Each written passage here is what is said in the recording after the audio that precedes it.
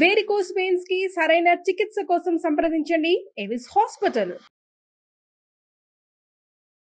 భక్తిస్త్వయి స్థిరతరా భగవన్ యది స్యాత్ దైవేన నః ఫలిత దివ్య కిశోరవేషే ముక్తి స్వయం ముకులితాంజలి సేవతే స్మాన్ ధర్మార్థ కామగతయః సమయ ప్రతీక్షా. భగవంతుని యందు బుద్ధి నిలవటం ఎంత కష్టం అండి. ఏదైనా ఒక విషయం మీద బుద్ధి నిలవటమే బహు కష్టం. అయితే ఈ కృష్ణగాథలు వింటుంటే బుద్ధి నిలబడుతుందట. ఎట్లా నిలబడుతుందో చూద్దాం. అయితే ఈ కంసుడి దగ్గరికి వచ్చినటువంటి నారదుడు దేవలోకానికి వెళ్ళిపోయి ఇప్పుడు కృష్ణుడి దగ్గరికి బయలుదేరాడు. అక్రూరుడు కృష్ణుడి దగ్గరికి బయలుదేరాడు, రేపల్లెకి బయలుదేరాడు పిల్లల్ని వెంట పెట్టుకుని రావడం కోసం. అయితే నారదుడు కూడా వచ్చాడు. వచ్చి స్వామిని నారదుడు కృష్ణుడిని ప్రార్థిస్తూ చెప్పిన మాటల్ని పోతన గారు బహు చక్కగా చెప్పారండి. పద్యం చెప్పటం లేదు, అర్థమే చెప్తాను చూడండి.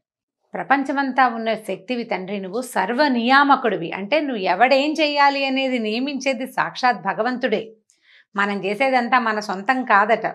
కట్టెలలో అగ్ని ఉన్నట్టుగానే ఒక కట్టె ఉంది, ఆ కట్టెలో నిప్పు ఉంది అని చెప్తారు. నిప్పు ఎట్లా ఉంటుందండి? పచ్చి కట్టెలో నిప్పు ఉందంటే ఉంది, కనపడదు మనకది.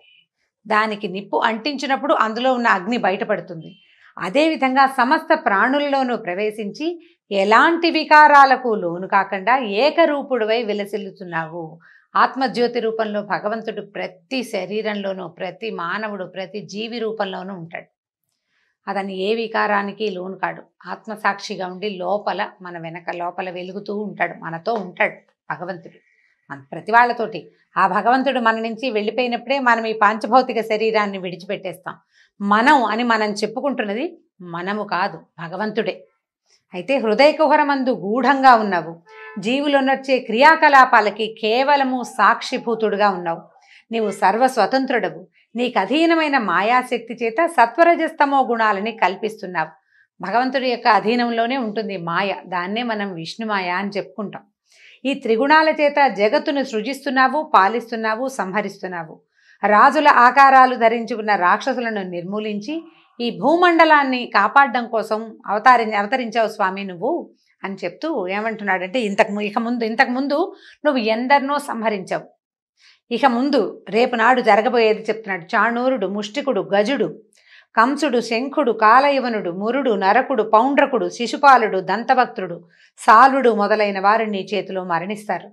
దేవలోకం నుంచి పారిజాత వృక్షాన్ని పెళ్లగించి తెస్తావు. నీ వల్ల నృగునికి శాప విముక్తి కలుగుతుంది. శమంతకమణిని స్వీకరిస్తావు. మృతులైన బ్రాహ్మణ కుమారులను తిరిగి తెచ్చి ఇస్తావు. అర్జునుడికి సారథివై అక్షౌహిణుల సైన్యాన్ని సంహరిస్తావు తండ్రి. తర్వాత వర్ధనశీలుడైన పరమేష్టి కూడా, అంటే మనుషులని పుట్టించే పరమేష్టి కూడా నీవు చేసే పనులు లెక్కించలేకపోతాడు. నీ లీలలు అపారమైనవి, అనంతమైనవి. వాటిని లెక్క పెట్టలేము.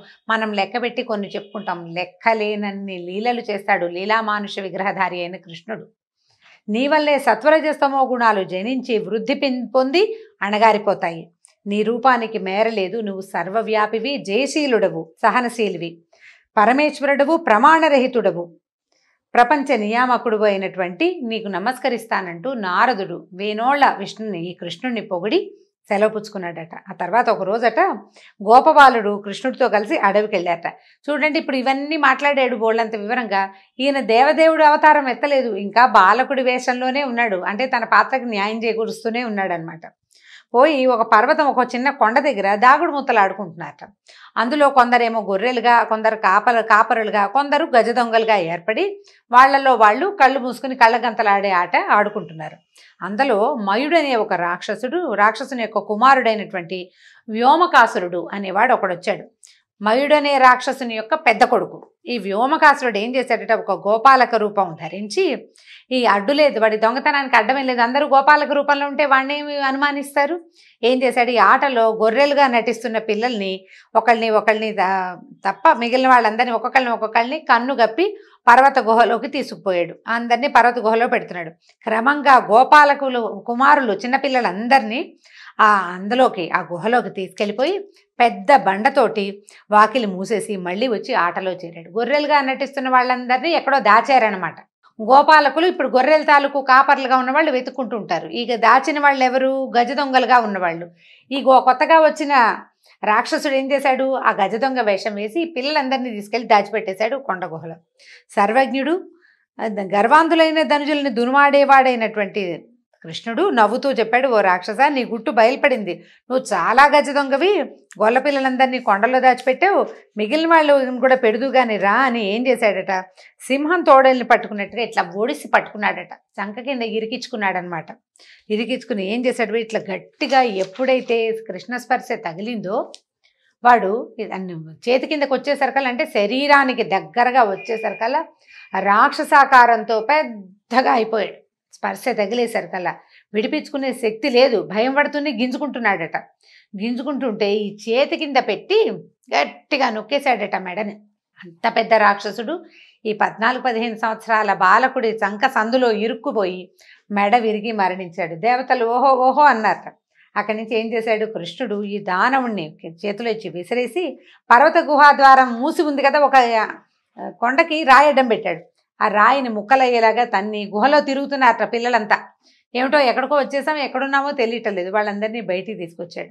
ఆ రాత్రి అక్రూరుడు మధురా నగరంలో ఉండి మర్నాడు ప్రాతకాలం లేచి నిత్యానుష్ఠానాలు అవి తీర్చుకుని నందకులానికి బయలుదేరాడు. బయలుదేరుతూ ఇట్లా ఆలోచిస్తున్నట్టు ఏమనుకుంటున్నాడు? కిందటి జన్మలో నేను ఎలాంటి తపస్సు చేశానో, ఎలాంటి దానాలు చేశానో, ఆది పరమయోగులకి కూడా అందనేటువంటి బ్రహ్మస్వరూపుణ్ణి, తెలివి మాలిన వాడిని అయిన నేను, అంటే ఏ శక్తియుక్తులు లేనివాడిని, సాధారణమైన వ్యక్తిని, నాకేం తపస్సు లేదు, ఏం లేదు, కానీ నేను భగవంతుడిని దర్శించడానికి వెళ్ళబోతున్నాను అంటే కృష్ణుడు భగవంతుడని స్పష్టంగా ఎరుకగలిగిన వాడు అక్రూరుడు. మునుపు ప్రహ్లాదుడు, అంబరీషుడు వాళ్ళంతా ఏ భగవంతుడి పాదాలని ఆశ్రయించి జనన మరణ చక్రాన్ని నుంచి తప్పుకున్నారో అతని అవతారమే కదా ఈ కృష్ణుడు. ఇప్పుడు ఈయన్ని వైరబుద్ధితో చంపడానికి, నిష్కారణం అంటే నాకేం లేదు, నా మీద అతనికి ఏం ప్రేమ ఉంటుంది, వాళ్ళని పిలవడానికి నన్ను వ్యాజంగా పెట్టుకున్నాడు అంతే. అయినా కూడా నా మీద ప్రేమతో చేశాడు. అతను వీళ్ళని చంపడానికి పెట్టుకున్నా కూడా వాడు నా మీద ఎంత ప్రేమ అంటే, వాడికి ఆ కంసుడు, దుర్మార్గుడైన కంసుడికి కూడా ప్రేమ లేకపోతే ఇంత మంచి పనికి ఎవరైనా పెడతారా? వాడి లాంటి స్నేహితుడు మళ్ళీ దొరుకుతాడా నాకు? భగవంతుడిని చూసి రారా అని వాడికి పగే, కానీ ఇది నాకు వరం కదా అని భావిస్తున్నాడు అనమాట.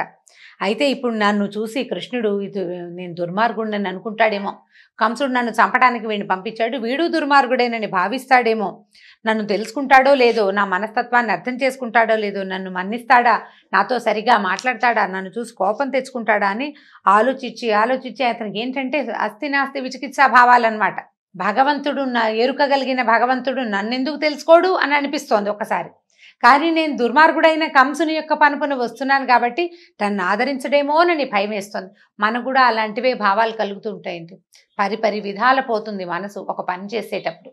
సరిగా చేస్తున్నామో లేదో తెలీదు, అవతల వాళ్ళు ఎలా మన్ని తీసుకుంటారో అర్థం కాదు. ఈ భావాలతో సతమతం అవుతూ ఏం చేస్తున్నాడు, అలా వెళ్తూ ఉంటే ఈ వెళ్ళే దారిలో అడవి మృగాలు, అంటే అతనికి మంచి శకునాలు కనబడుతున్నాయన్నమాట.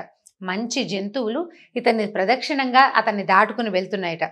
ఇంకా ఆలోచిస్తుంటే ఊహిస్తున్నాడనమాట, చక్కటి ముంగురులు, సందమామ లాంటి ముఖం, కంజదళాయితాక్షుడైన భగవంతుడిని నేను చూడబోతున్నాను అని చెప్పి ఊహించుకుంటున్నాడు. ఆయన రూపం ఎట్లా ఉంటుంది, కృష్ణుడి రూపాన్ని, అతని నవ్వు ముఖాన్ని ఊహించుకుంటూ నాకు అన్ని శకునాలు మంచివి జరుగుతున్నాయి కాబట్టి బహుశా నన్ను మాధవుడు మన్నిస్తాడేమో అని అనుకుంటూ నేను రాత్రిపూటే వెళ్ళి ఆయన కాళ్ళ మీద పడిపోతాను. అంటే నేను ఎలా దండం పెడతాను, ఎలా హ్యాండిల్ చేస్తాను అన్నీ మనం ఊహిస్తాం. ఏదైనా ప్రోగ్రామ్ చేస్తే ఇలా నుంచోవాలి, ఇలా నడవాలి, ఇలా మాట్లాడాలని ఊహిస్తాం కదా.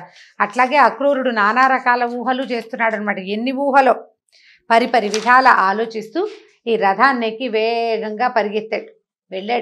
వెళ్తూ ఉంటే ఎలా ఉందట అంటే గోకులం, ఇప్పటిదాకా మనం పెద్దగా గోకులం గురించి చెప్పుకోలేదండి. పోతన గారు బ్రహ్మాండంగా రాస్తారు. వెళ్ళి చందనము, మొల్ల, మల్లె, తాడి, మద్ది, గోరంట, మర్రి, మామిడి మొదలైన తరుగులతో నిండినది, వికసించిన ఎర్రతామరలు కలిగినది కనుకనే బాలరామకృష్ణుల్ని సంతసింపజేసేది అయిన బృందావనాన్ని తన ముందు తెలుసుకున్నాడు. అలా వెళ్తూ ఉంటే ఊరొచ్చి ప్రత్యక్షమైందట ఆయనకి. ఊళ్ళోకి వెళ్ళాడని చెప్పటం లేదు కవిగారు, ఆ ఊరు అతనికి కనపడింది. బృందావనంలోకి ప్రవేశించాడు. సాయంకాలం అయ్యేసరికల్లా దూడలు, కోడలు గేదెలు గుంపులు గుంపులుగా వెళ్తూ మేతకెళ్ళి అక్కడక్కడ పచ్చిక మేస్తూ ఎప్పటికీ రాకపోతే వాటి కోసం వెతకడం కోసం వెళ్ళి కొన్ని రావు ఉండిపోతుంటాయి. ఉండిపోతే వాటిని పిలుస్తూ ఉంటారనమాట. అన్నీ వచ్చినాయి, ఇవి రాలేదని, దూడలు ఉండిపోయినాయని, ఓ గేదె ఉండిపోయిందని. వీళ్ళు ఏం చేస్తారు, సాయంకాలం అయ్యేసరికల్లా కేకలు పెట్టి ఒక వెతుకులాడుకుంటారు ముందు. తర్వాత ఒకళ్ళనొకళ్ళు కేస్తారు, హే అక్కడుందా ఎర్రది నల్లది పచ్చది అని గుర్తులు చెప్పుకుంటూ కేకలు పెడుతున్నారు. ఆ కేకలు అరుపులు ఈ ఆవులని వాటిని పిలిచేందుకు ఒక ప్రత్యేకమైన సంకేత భాష ఉంటుంది. ఆ అరుపు తన యజమాని తాలూకు కంఠస్వరాన్ని ఆ పశువు గుర్తిస్తుందన్నమాట. అట్లాంటి కేకల్ని తర్వాత తమకు ఆమె పాలు కారుతూ పరిగెడుతున్న ఆవులు, దూడల కోసం పరిగెడుతున్న ఆవులని జాగరూకులుగా అటు ఇటుగా, అంటే ఈ ఆవుల మందకి అటు ఇటు ఏ జంతువులు రాకుండా కాపలా కాస్తున్నటువంటి గోపాలుని చూసుకుంటూ ఎంత అందంగా ఉందో ఆ గోపల్లె. గోధుళ్ళు వేళ సాయంకాలం వేళ కొంచెం తిరిగి వస్తుంటే పశువులు అక్కడ రేగే దుమ్ము పరమ పవిత్రమైనదట. ఆ పవిత్రమైన గోధూళి తనని మరింత పవిత్రం చేస్తూ ఉండగా ఈయన బలరామకృష్ణుల భుజదండాలనే ప్రాకారాలతో రక్షింపబడుతున్న రేపల్లెలోకి ప్రవేశించాడు. ఎంత పరమాద్భుతంగా ఉందంటే ఆయన ఆ వెళ్తున్న దారినే చూసే నేను భగవంతుని చేరిపోయానని అత్యుత్సాహంతో గబగబా వెళ్తున్నాడనమాట. ఆవులు, దూడలు, తర్వాత ఎద్దులు, చిన్న చిన్న లేగదూడల చెంగనాలు, తల్లుల దగ్గరికి అవి పరిగెత్తటాలు, అట్లాంటి దృశ్యాలన్నీ గమనించుకుంటూ ఆనందంతో వెళ్ళాడు లోపలికి. అయితే అక్కడ పాదాల ముద్రలు కనపడ్డాయట. పద్మము, అంకుశము మొదలైన శుభలక్షణాలు కలిగిన కృష్ణుని అడుగుల చొప్పు సంతోషంతో అడుగుల ముద్రలు కనపడుతున్నాయట. వాటిని చూసి మేను పులకించి ఆనంద భాష్పాలతోటి కళ్ళలోంచి నీళ్ళొచ్చేస్తున్నాయన్నమాట. అక్రూరుడు ఉత్కంఠతోటి రథం నుంచి దిగాడు. భగవంతుణ్ణి చూస్తానన్న ఉత్సాహం, చూడబోతున్నానన్న ఆనందం, చూసేస్తున్నానన్న సంతోషం, ఇవన్నీ భక్తులకి ఎంత విపరీతమైన ఉద్వేగాన్ని ఆనందాన్ని కలిగిస్తాయో ఈ అక్రూరుడు ఈ నందవ్రజాన్ని దర్శించినప్పుడు రాసిన వర్ణన వ్యాసుల వారు పరమాద్భుతంగా రాశారు సంస్కృతంలోను. అది పోతన గారి వర్ణన అసలు చెప్పనలవగానే సౌందర్యవంతంగా ఉంటుంది. అవకాశం ఉంటే స్వయంగా చదివి తెలుసుకోండి. నేను తేలిగ్గా చెప్పుకుంటూ వెళ్తున్నాను కానీ చదవాలి దాన్ని. ఒక్కొక్క పదము, ఒక్కొక్క విషయము మనం స్వయంగా చదువుతూ ఉంటేనే ఆ అత్యద్భుతమైన పరమానంద అనుభూతి ఏమిటి అనేది మనకు తెలుస్తుంది. అక్కడి నుంచి లోపలికి వెళ్ళారు. ఆ వెళ్తూ ఉంటే వారికి ఏం కనిపించారంటే తామర రేకుల వంటి కన్నులు గలవారు, రంగారు మేనులు, చక్కని వస్త్రాలు ధరించిన వాళ్ళు, వెల్లి విరిసే కాంతులు, పచ్చనైనా నల్లనైనా చక్కటి వస్త్రాలు ధరించారు. కృష్ణుడేమో పసుపచ్చటి బట్ట కట్టుకున్నాడట, పంచ కట్టుకున్నాడు. బలరాముడేమో నల్లటి వస్త్రాన్ని కట్టుకుని పూలదండలు వేసుకుని ఎట్లా ఉన్నారంటే మన్మథాకారులుగా ఉన్నటువంటి పాలు పితికే వాడల్లో ఉండి, అంటే ఈ గొల్లపల్లెలో అలా సంతోషంగా తిరుగుతున్నటువంటి బలరామకృష్ణులని స్వయంగా మాంసనేత్రంతో దర్శించాడు అక్రూరుడు. ఇది చూసేసరికి ఆనందం పట్టలేకపోయాడనమాట. అంత సౌందర్యాన్ని అంటే భక్తి వల్ల వచ్చిన భావన వేరు. సాధారణంగా అబ్బాయిలు బాగున్నారనిపిస్తుంది. ఈ కనపడుతున్న అందమైన అబ్బాయే భగవంతుడని, ఆ పక్కనున్న బంగారు రంగుతో వెలిగేవాడే ఆయన యొక్క పాన్ పని తెలుసుకున్న వాడి భావన వేరేగా ఉంటుంది కదా. సాధారణంగా అబ్బో బాగున్నారండి, ఓ పిల్లాడు పచ్చగా ఉన్నాడు, ఓ పిల్లవాడు నల్లగా ఉన్నాడు అంటే సాధారణ భావం. వీడే భగవంతుడు. తన ఎదురుగుండా ఉన్న ఈ 15-16 సంవత్సరాలు కూడా పూర్తిగా లేని పిల్లవాడు ఇతడు సాక్షాత్ హరి అని, పక్కనున్నవాడు సాక్షాత్ ఆదిశేషు అని అర్థమయ్యి తెలుసుకున్న వాడి భావన, వాళ్ళ ఆనందము అపరిమితమైనదన్నమాట. పరమానందంతో శ్రీకృష్ణ పాదాలకి బలరామకృష్ణుల పాదాలకి నమస్కారం చేశాడు. అక్కడి నుంచి ఈయన ఏం చేశాడు, ఈయన చేతులతోటి కృష్ణుడు కౌగిలించుకున్నాడట అక్రూరుని. అనంతం ఇద్దరు దండం పెట్టారు, ఇద్దరికి దండం పెట్టాడు, ఇద్దరు కౌగిలించుకున్నారు. తమ ఇంటికి తీసుకెళ్తే సరే అడిగారు, అడిగి కనుక్కున్నారు. గద్దె మీద కూర్చోబెట్టి కాళ్ళు కడిగారు, మధుపర్కం సమర్పించారు. తర్వాత చక్కగా భోజనం పెట్టారు, తాంబూలం అవి ఇచ్చారు. నందుడు కూడా వచ్చి ఆయన్ని చాలా ఆదరించి ఇలా అడిగాడు. ఏమన్నాడు, ఏమిటయ్యా అక్రూరా, చెల్లెలు వద్దు వద్దని ఏడుస్తుంటే నీచుడై మేనల్లుళ్ళని చంపిన మీ కంసుడు బతికుండగా, అంటే వాడుండగా దశార్హ వంశపు వాళ్ళైన మీకు భూమి మీద బతుకుందా? మీరు ఎట్లా ఉంటున్నారు అతని దగ్గర? చెల్లెలు ఏడుస్తుంటే ఆమె పిల్లల్ని చంపిన దుర్మార్గుడు రాజు, అతన్ని సేవించేవాళ్ళు మీరు. మీ వంశం వాళ్ళు బతికేందుకు అవకాశం ఉందా నాయన? మిమ్మల్ని మీరు బాగున్నారా అని ఎలా అడగాలి నేను? మీరున్నది ఎట్లాంటి వాడు, దుర్మార్గుడైన వాడి పాలనలో కదా అని అన్నాడు. అనేసరికల్లా అప్పుడు అందరు నిదానంగా ఒకళ్ళు ప్రశ్నించుకున్నారనమాట. మీరు వాళ్ళంతా బాగున్నారా? చుట్టాలు బాగున్నారా? ప్రజలు కులాసాగా ఉన్నారా? మా అని అడిగి కృష్ణుడు అడుగుతున్నాడు, మా మామ కంసుడు నిర్భయంగా ఉన్నాడా? అయితే నన్ను కన్నక పాపానికి పాపం దేవకి వసుదేవులు ఇద్దరు కారాగారంలో క్షేమంగా బతికే ఉన్నారా అని కృష్ణుడు అడిగాడట. నువ్వు ఇక్కడికి వస్తుంటే నువ్వు వస్తున్నావనే సంగతి ఊరంతా తెలుసు. మా అమ్మ నాన్న అంటే దేవకి వసుదేవులు ఏమైనా చెప్పమన్నారా? నా సంగతి తెలియలేదని వాళ్ళు బాధపడుతున్నారు, దుఃఖం పడుతున్నారా? కంసుడి వల్ల వాళ్ళు ఎలాంటి బాధలు పడుతున్నారో నాకు అర్థమయ్యేలాగా చెప్పు. అక్కడ ఏం జరుగుతోంది? తర్వాత నువ్వెందుకు వచ్చావు ఇక్కడికి అని అడిగాడు. అడిగితే అప్పుడు అక్రూరుడు ఏం చెప్పాడంటే, నారదుడు వచ్చి చెప్పిన సంగతులు. నారదుడు వచ్చి ఏం చెప్పాడు? చాలా తేలిగ్గా 4 వాక్యాల్లో నువ్వు చంపబోయిన పిల్ల యశోద కూతురు, దేవకికి పుట్టిన పిల్లవాడు నందవ్రజంలో ఉన్నాడు, వసుదేవుని భార్య అయిన రోహిణి గర్భంలో ఇంకో పిల్లాడు పుట్టాడు, వాళ్ళిద్దరూ అక్కడే ఉన్నారు, నీ మరణం తథ్యమని చెప్పెళ్ళాడు. అది చెప్పాడు. తర్వాత కంసుడికి ఈ యాదవులందరి మీద ఎంత కోపం వచ్చింది, వీళ్ళ వల్లే ఇది ఇలా పిల్లలు తప్పించుకున్నారని కోపం, దేవకి వసుదేవుల్ని చంపుదామనుకున్నాడు. తర్వాత వాళ్ళిద్దరిని ఏమో కారాగారంలో పెట్టించాడు, చెరసాలలో ధనుర్యాగం పేరుతోటి తనని పంపించాడు అని ఈ విషయం అంతా చెప్పాడు. ఇట్లా ఆలోచిస్తున్నాడు, ఈ రకంగా మీకు మృత్యువుని అరేంజ్ చేసి పెట్టాడు అని చెప్పేసరికల్లా రామకృష్ణులు నవ్వారు. ఇద్దరు చుట్టూతా చేరిన నందడికి గొల్ల పెద్దలకి ఇట్లా చెప్పారట. ఏమంటున్నారు? రాజైన కంసుడు ధనుర్యాగం దర్శించడానికి పంపాడు, కబురు పంపించాడు మనకి. ఆ ప్రభువుని చూడ్డానికి వెళ్ళాలి. రాజుగారు కబురు చేస్తే మా ఇంట్లో పెళ్ళి రండి అంటే వెళ్ళొద్దు, మరి మన ఆఫీసర్ పిలిస్తే వెళ్ళవలసిందే, రాజు చెప్తే తప్పకుండా వెళ్ళాలి. కాబట్టి మీ ఇళ్లలో ఉన్నటువంటి పాలు, పెరుగు, నెయ్యి, కట్నాలు, కానుకలు అన్నీ మీ శక్తి అనుసారం అమర్చండి. మొదట బళ్ళని సమాయత్తం చేసుకుందాము, మనమంతా మధురా నగరానికి వెళ్దామన్నాడు. అక్కడి నుంచి అక్రూరుడు ఈ రామకృష్ణులు ఇద్దరిని మధురకి తీసుకెళ్తాడు అని తెలిసేసరికల్లా గోపవనితలంతా కంగారు పడిపోయి భయపడిపోయారు. ఇక చాలా అమ్మో ఇంకేముంది, కుమారులిద్దరినీ తను రథంలో తీసుకెళ్తానని వెనకాల వీళ్ళందరినీ రమ్మని అక్రూరుడు చెప్పాడు. ఎప్పుడైతే అక్రూరుడు వీళ్ళని తీసుకెళ్తాడని అర్థమైందో అక్కడి నుంచి గోపకాంతలంతా కంగారు పడిపోయారమ్మో ఇంకేముంది, అక్కడికి వెళ్తే ఇంకా చాలా ప్రమాదం అని, ఈ పిల్లాన్ని రోజు చూడలేకపోతాం, కృష్ణుణ్ణి హృదయేశ్వరుడైన శ్రీకృష్ణుణ్ణి నిత్యము దర్శించలేకపోతామని కళవళపడిపోయినటువంటి గోపవనితలు అందరూ ఫీల్ అయిపోయారు. పైగా ఏమనుకుంటారంటే, ఈయనున్నాడు కదా బ్రహ్మదేవుడికి పని పాట లేదు, ఆయన ఏదో ఒక నలుగురు మనుషులను తయారు చేసి ఊరుకోకుండా ఈ మన కృష్ణుడిని ఇక్కడ ఉండనీయకుండా పిల్లల్ని తిప్పినట్టుగా ఇక్కడి నుంచి అక్కడెక్కడికో తిప్పడానికి ప్రయత్నం చేస్తున్నాడు. ఎవరైనా సరే చెప్పి ఈ పద్ధతులు మాన్పిస్తే బాగుంటుంది, ఇదేమిటి ఇట్లా మళ్ళీ తీసుకెళ్ళిపోతున్నారని వాళ్ళు ఒకే రకంగా దిగులు పడుతున్నారనమాట. ఒకళ్ళు ఏడ్చేస్తున్నారు వెళ్ళొద్దు అని, వెళ్ళకూడదని. కొంతమంది యశోద దగ్గరికి వెళ్ళి చెప్తున్నారు, పిల్లవాడిని పంపించొద్దు, కృష్ణుడిని పంపొద్దని. నేను పిల్లవాడని చెప్తున్నాను కానీ వాళ్ళు అట్లా చెప్పట్లేదు, మా హృదయేశ్వరుని పంపించొద్దనే చెప్తున్నారు. ఎన్ని విధాలో ప్రయత్నం చేశారు, బతిమలాడారు, అడిగారు, వద్దు నువ్వు వెళ్ళొద్దు అని చెప్పి. అప్పుడు ఏం చెప్పారంటే, సరే వీళ్ళకి కనపడకుండా వెళ్ళిపోయాడట, మళ్ళీ వస్తానని.